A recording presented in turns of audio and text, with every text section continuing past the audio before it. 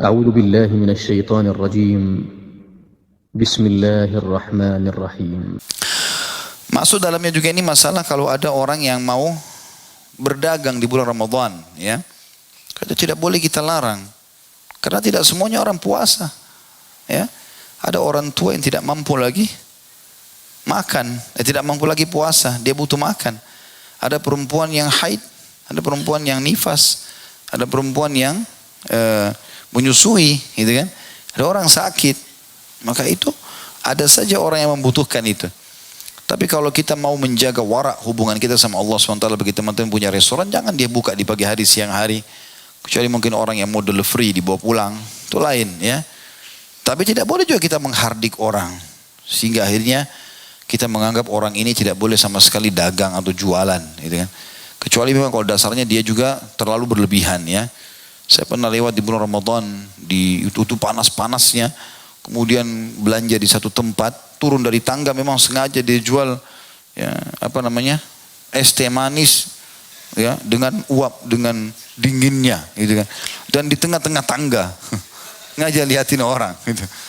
Ini juga tidak boleh, gitu. Dia harus juga hati-hati masalah itu, ya. Saya sudah cukup bagus, ada beberapa restoran kadang-kadang dipasangin gorden supaya ditutup orang tidak lihat. Soalnya adab menghormati orang, ya. Itu seperti itulah. Ini masuk juga dalam makna hadis ini umumnya. Orang yang buka puasa karena punya udzur kita hormati. Orang yang puasa juga kita hormati, ya. Tentu ini juga bukan berarti kita tanda kutip orang ada terlalu vulgar sekali, ya, sampai di pinggir jalan minum dingin, merokok sana sini. Ini juga terlalu berlebihan. Ya, semestinya tidak boleh juga, ya. Tapi orang yang punya udzur-udzur syar'i, orang sakit, wanita haid, ya, dan seterusnya, ini berbeda. Yang ketiga, poin C-nya adalah orang sakit. Jika seorang muslim menderita sakit pada bulan Ramadan, hendaklah ia mempertimbangkan penyakitnya. Jika ia mampu berpuasa tanpa kesulitan yang berarti, hendaklah ia berpuasa. Tetapi jika ia tidak mampu berpuasa, maka ia dapat berbuka. Jika ia mempunyai harapan untuk sembuh dari sakitnya, ia harus menunggu sampai sembuh dan mengganti puasa yang ditinggalkannya itu.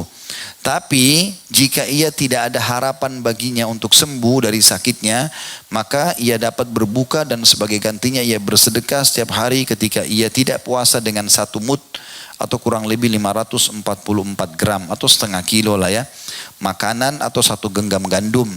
Ketentuan itu berdasarkan firman Allah Subhanahu wa taala, A'udzu billahi minasyaitonir rajim, dalam Al-Baqarah 184, wa 'alal ladzina yutiquna fidyatun ta'amu miskin. Dan wajib bagi orang-orang yang berat menjalankannya jika mereka tidak berpuasa membayar fidyah, yaitu memberi makan seorang miskin. Selanjutnya adalah tentu kalau orang sakit yang sudah tidak mampu lagi, ini sudah insya Allah bisa difahami, ya, maksudnya. Kalau betul-betul dia tidak ada keyakinan lagi bisa sembuh, dokter juga mengatakan tidak mungkin sembuh karena sudah terlalu tua, ya, maka dia boleh tidak puasa tapi diganti dengan fidyahnya ini, ya, memberi makan orang miskin, ya, beras, ya. Sini sebenarnya setengah kilo gandum, ya.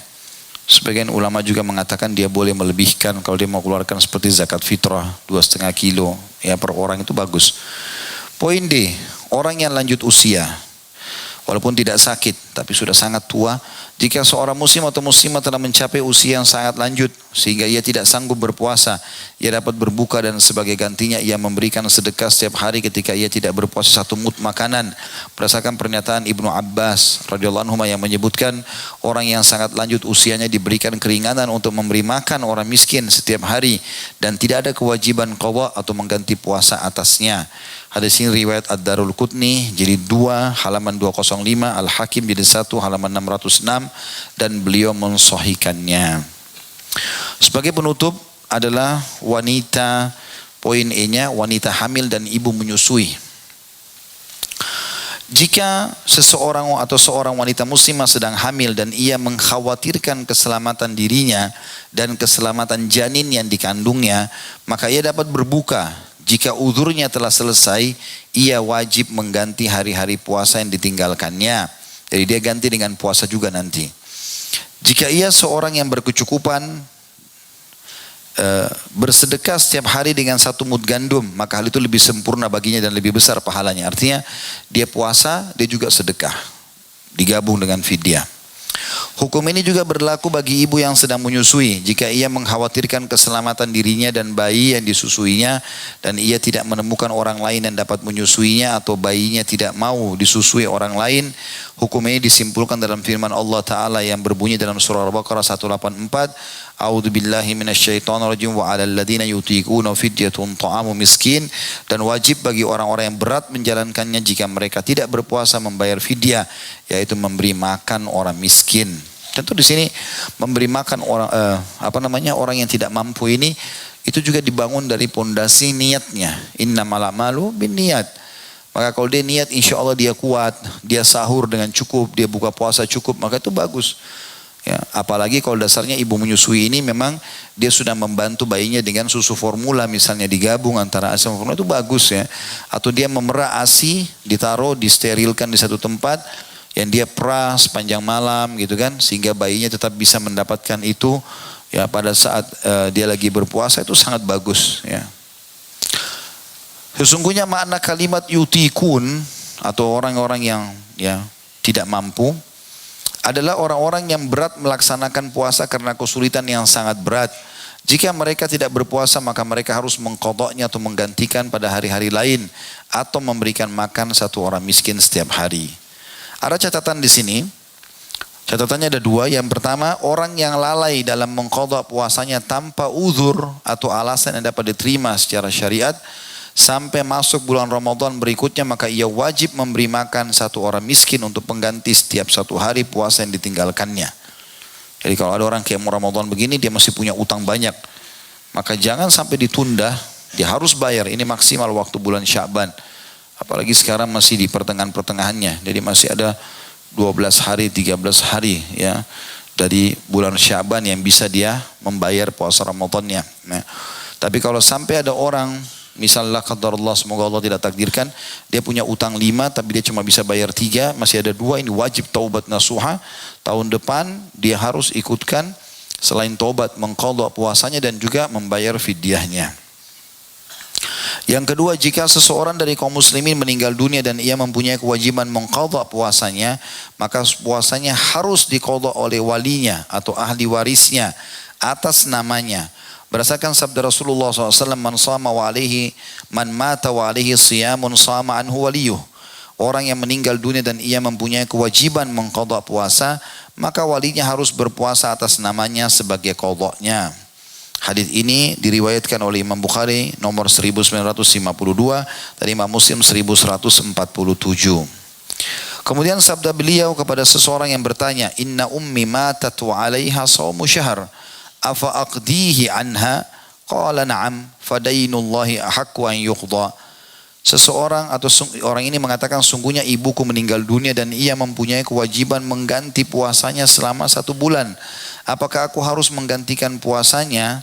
Maka Rasulullah SAW mengatakan, iya, sesungguhnya hutang Allah itu lebih layak untuk dilunasi. Hadis Bukhari nomor 1953 dan Imam Muslim 1148. Maksudnya adalah orang ini betul-betul bukan orang yang poin-poin tadi ya. Bukan orang sakit yang sudah tidak diharapkan lagi kesembuhannya, sehingga biar walaupun dia hidup setelah Ramadan dia nggak bisa bayar imam puasanya. Bukan juga orang yang terlalu lanjut usia karena sangat tidak mampu walaupun tidak sakit. Maka orang-orang seperti ini ya tentu yang dibayar fidyah, bukan puasa. Tetapi misalnya memang dia kalau hidup tetap dibayar fidyah, maka kalau dia meninggal juga dibayar fidyah oleh ahli warisnya. Tapi kalau dia semasa hidup dia mampu membayar puasa itu, misal wanita haid, seorang ibu masih haid, dia juga punya anak-anak sudah lumayan dewasa, sudah balik, dia punya utang Ramadan 3 hari. Subhanallah, hari kedua Idul Fitri meninggal dunia. Dia belum sempat bayar utang yang 3 harinya atau 4 hari dari haidnya. Di sini ahli warisnya membayar dengan puasa. Karena sebenarnya dia kalau hidup dia bisa bayar dengan puasa ya. Jadi kasusnya adalah kalau orang itu hidup memang dia dasarnya tidak bisa puasa karena penyakit kronis yang tidak diharapkan kesembuhannya atau karena lanjut usia yang sangat, maka orang ini berarti kalau dia meninggal keluarganya ahli warisnya juga hanya membayarkan fidyah. Karena dia kalau hidup dia bayar fidyah bukan puasa. Tapi kalau dia hidup dia bisa bayar puasa, lalu dia meninggal maka ahli warisnya membayarkan itu. Dan ingat ya, yang dibayar ini hanya utang. Jadi misalnya Ramadan berjalan 1 bulan, dia punya utang 3 hari karena haid atau 4 hari. Pas Idul Fitri, setelah Idul Fitri dia niat mau bayar, tapi dia meninggal sebelum bayar. Di sini dibayar oleh ahli warisnya. Dan bukan yang dimaksud, misal ada orang puasa 2 minggu, terus dia meninggal di pertengahan Ramadan. Jadi 2 minggu lagi dia nggak sempat puasa karena memang dasarnya dia meninggal. Ini nggak ada kewajiban ahli waris untuk melanjutkan 2 minggunya itu. Karena dia sudah mati, terputus amalnya di situ. Jadi yang dimaksud di sini yang dibayar adalah orang yang 1 bulan Ramadan sudah lewat, memang dia punya utang selama Ramadan, setelah Idul Fitri dia niat mau bayar, tapi dia sebelum bayar meninggal dunia, maka ahli warisnya wajib membayarnya di situ. Jelas nggak ini? Alhamdulillah. Mentang-mentang mau libur semangat, jelas. Hah? Baik, begitu saja insya Allah apa yang kita bahas ini semoga Allah SWT jadikan sebagai keberkahan dan dijadikan sebagai tambahan amal kita pada hari kiamat. Semoga seluruh amal kebaikan yang pernah kita kerjakan, yang sedang kita kerjakan, yang akan kita kerjakan sampai menjelang ajal datang nanti diterima dengan pahala yang sempurna. Semoga seluruh dosa yang pernah kita kerjakan tidak terkecuali yang kecil, yang besar, yang samar, yang nyata, sengaja atau tidak sengaja diganti oleh Allah SWT dengan kemahamurahnya menjadi pahala. Selalu kita doakan Indonesia menjadi negara yang aman, tentram, damai, seluruh umat Islam di bawah naungan ukhuwah Islamiyah dan dalam hal ibadah mereka kembali kepada Al-Quran dan Sunnah. Dan semoga seluruh utang negara dilunasi oleh Allah Subhanahu Wa Taala. Dan siapapun yang menginginkan keburukan bagi Islam, bagi Indonesia, bagi negara-negara kaum muslimin, Allah kembalikan budaya mereka pada diri mereka sendiri.